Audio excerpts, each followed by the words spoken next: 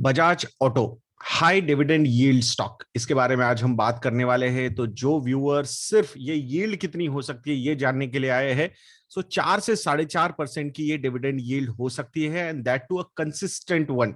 सो उनके लिए, सिर्फ यील्ड वालों के लिए वीडियो यहीं ओवर हो जाता है।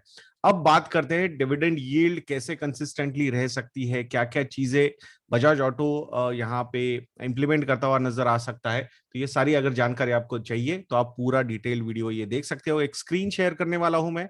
स्क्रीन जब तक मैं शेयर करूं, आप लोग चैनल को सब्सक्राइब कर सकते हो, वीडियो को लाइक भी कर सकते हो। जिन्होंने पहले भी हमारे वीडियोस देखे हुए हैं उनके लिए मैं बात कर रहा हूँ, बिकॉज जो नए हैं उन वो I think they will see the quality of work. अगर आपको अच्छा लगता है तो definitely you can also subscribe to this channel, like भी कर सकते हो आप वीडियो को। So let's start the video. Bajaj auto high dividend yield stock. तो पहले बात कर लेते हैं डिविडेंड यील्ड क्या होती है।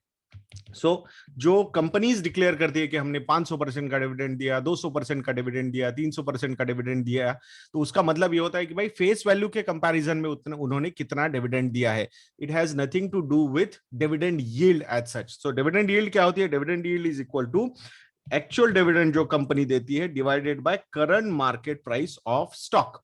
सो in case of Bajaj auto, example के तौर पे अगर हम देखते हैं, सो अराउंड 130 रुपीज का अगर बजाज ऑटो डिविडेंड देता है, एंड उसका प्राइस अभी 3700 के नजदीक चल रहा है, so it means the dividend yield is around 3.5% approximately. मैं कैलकुलेट कर रहा हूं ये।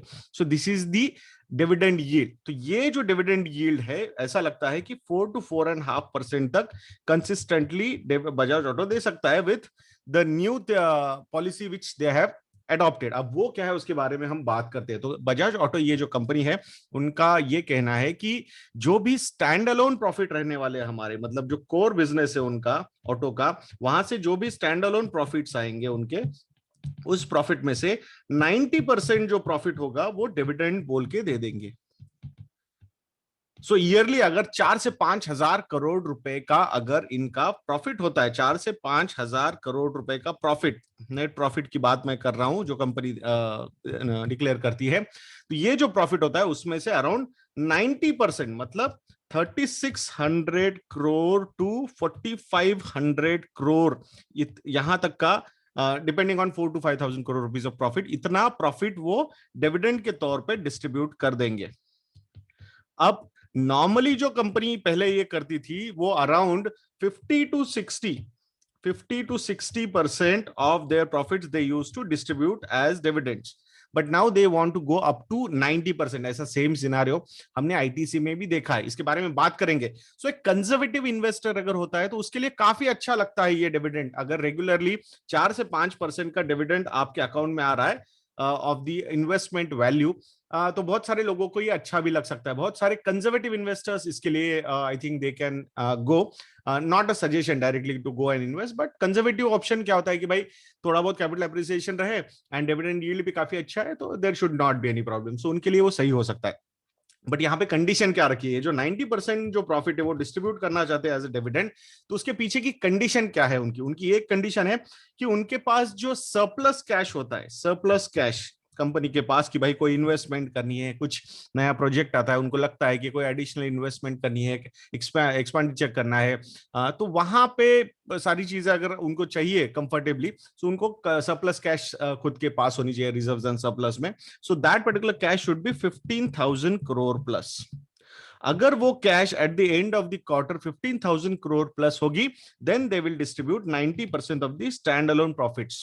अगर ये cash 7,500 crore to 15,000 crore rupees तक अगर है, तो यहां पे around 70 to 90, sorry, 70% to 90% of the standalone profits वो डिस्ट्रीब्यूट कर सकते हैं। मतलब वहां पे परसेंटेज थोड़ा सा कम हो सकता है, मतलब उस पे 3 to 4% के बीच में डिविडेंड यील्ड आ सकती है। मतलब वहां पे भी स्ट्रांग है, मतलब 3% प्लस की dividend yield is a strong dividend yield, that's what I feel.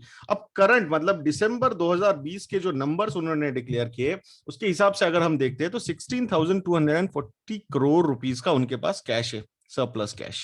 So currently they are sitting at good amount of cash, so there is no problem with that. So अभी जो भी profits आएंगे वहां से अच्छा खासा dividend pay out company की तरफ से हो सकता है। अब बहुत सारे जो इन्वेस्टर्स है वो आर्ग्यू कर सकते हैं, सर ये क्या बात हुई, अगर उनके पास इतना सरप्लस कैश जनरेट हो रहा है but they do not have growth opportunities, तो फिर इसमें क्यों इन्वेस्टमेंट करना चाहिए। बिल्कुल वैलिड आर्ग्यूमेंट है आपका, कोई डाउट नहीं है वहां पे।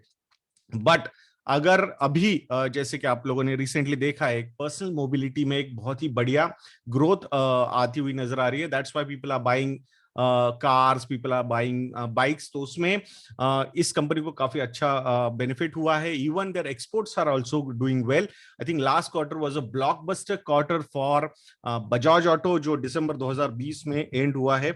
वहां पे हमने देखा है, आई थिंक द प्रॉफिटेबिलिटी के नंबर्स अगर हम देखते हैं, या फिर सेल्स वॉल्यूम के नंबर हम देखते हैं, सेल्स के रेवेन्यू के नंबर्स हम देखते हैं, तो वो काफी अच्छे वहां पे नजर आए हैं।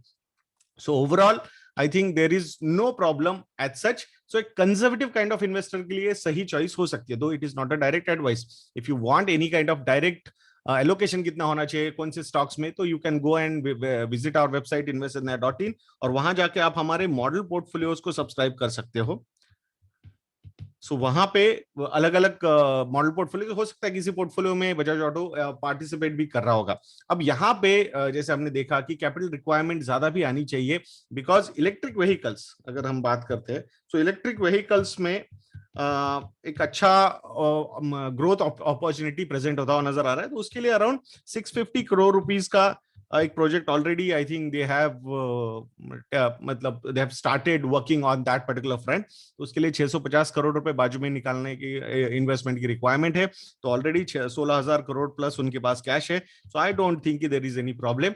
16,000 crore is a good amount of cash to start any new project, और कुछ एक्सपांशन करना है उनको, तो there should not be any problem.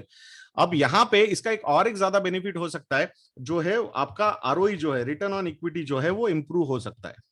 अब ये कैसे इंप्रूव होगा? रिटर्न ऑन इक्विटी का मतलब क्या होता है कि भाई net income divided by share holders equity and reserves and surplus.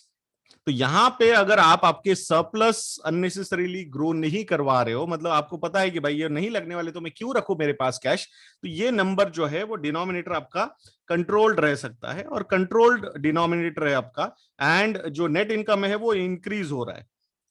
So definitely आपके आरओई के नंबर्स इंप्रूव हो सकते हैं। 2 से 3% से आरओई का नंबर यहाँ पे इंप्रूव होता हुआ नजर आता है। सो ये ओवरऑल एक छोटा सा एनालिसिस आप लोगों के सामने मैंने प्रेजेंट किया है दोस्तों। सो मैं आशा करता हूँ कि आपको ये वीडियो अच्छा लगा होगा। If you people feel that we are doing a good job, तो जरूर investindia.in को विजिट कीजिएगा, और वहां जाके हमारे मॉडल पोर्टफोलियोज को या फिर स्टॉकोमीटर प्लस को या MF India को आप सब्सक्राइब कर सकते हो। एंड वीडियो को लाइक करना, वीडियो को शेयर करना और चैनल को सब्सक्राइब करना मत भूलना दोस्तों। नेक्स्ट वीडियो में मिलते हैं। जय हिंद।